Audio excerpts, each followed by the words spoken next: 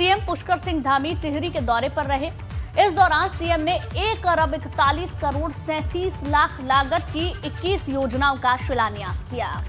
बिल्कुल, और इन योजनाओं में पेयजल निगम की 6, जल संस्थान की 10 योजनाएं भी शामिल हैं। और इस दौरान मुख्यमंत्री ने कहा है कि केंद्र और राज्य की सरकार मिलकर प्रदेश के विकास के लिए हर संभव कदम उठा रही है।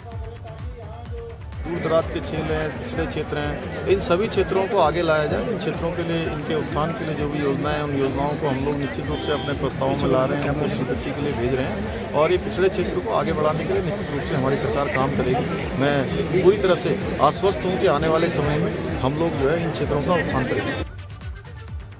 हाल ही में देहरादून में राहुल गांधी की रैली हुई और उस रैली को लेकर कांग्रेस काफी उत्साहित है। कांग्रेस कह रही है कि राहुल गांधी की रैली में तो प्रधानमंत्री मोदी की रैली से भी ज्यादा भीड़ उमड़ी है। बिल्कुल, उधर भाजपा इस बात को लेकर तंज कस रही है। कांग्रेस के इतने बड़े नेता का दौरा हुआ मगर उन्होंने कुछ भी नया नहीं बोला। तो वार पलटवार का दौर लगातार जारी है, सियासी बयानबाजी लगातार हो रही है। देहरादून में राहुल गांधी की रैली हुई जिसमें लक्ष्य ही ये रखा गया था कि प्रधानमंत्री मोदी की रैली से ज्यादा लोगों को जुटाया जाए।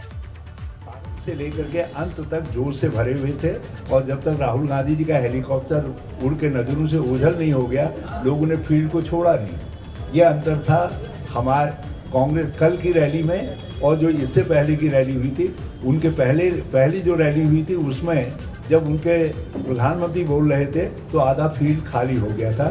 तो ये है उनकी भीड़, उबाऊ भीड़ थी, हमारी भीड़ जमाऊ भीड़ थी। जनता का जो भाव कल दिखाई दे रहा था, जनता ने तय कर दिया है कि भाजपा कुछ भी कहती रहे मगर हम करेंगे भाजपा को तड़ी पार।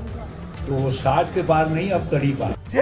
केवल इतना कहना कि यदि वो उत्तराखंड की जनता से माफी मांगते, यदि उत्तराखंड की जनता से जो उन्होंने सीडीएस के लिए उनके एक नेता ने बयान दिए उस पर माफी मांगते, यदि वो कश्मीर को लेकर जो उनके एक नेता ने बयान दिया उस पर माफी मांगते, देश की अखंडता के लिए हमारे सैनिक जो बलिदान होते हैं उन पर माफी मांगते कि उनके बारे में क्या कहा है, तो मैं समझता हूँ कि शायद उत्तराखंड की जनता कुछ कहीं ना कहीं उन लोगों के बारे में विचार करती।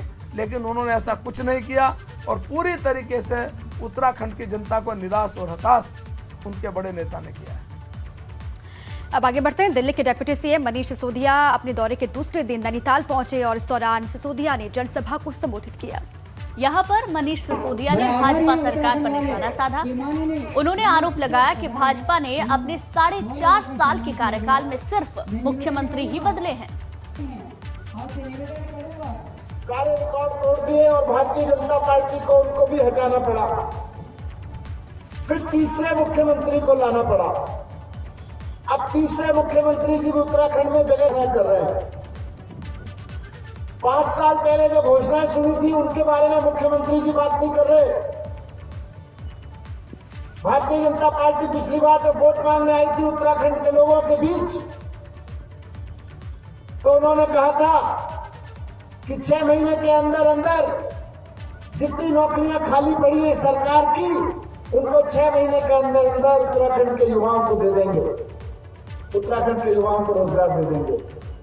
आज उत्तराखंड में उन नौकरियों की संख्या बढ़ के 57,000 हो गई है। सरकारी पदों में 57,000 पद खाली पड़े हैं।